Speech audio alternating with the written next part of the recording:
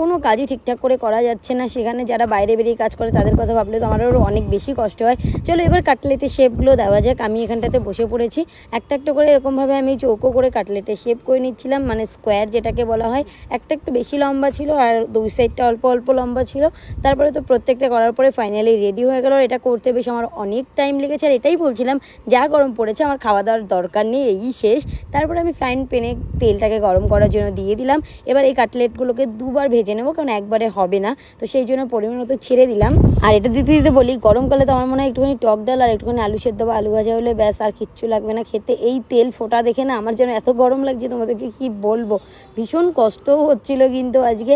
আর কি করা যাবে বলো, ওয়েদার এরকমই এখন, যে গরম পড়ছে সব জায়গাতেই পড়ছে, বেশি গরম গরম বলে তো লাভ নেই, কিছু করার নেই। শীতকাল হলে শীত পড়বে, বর্ষাকাল হলে বর্ষা হবে। আর আমাদের বাড়িতে যে মাছগুলো আছে না, এরা খুব মারাপিট করে, তাই ভাই ওদেরকে একটু দেখাচ্ছিল।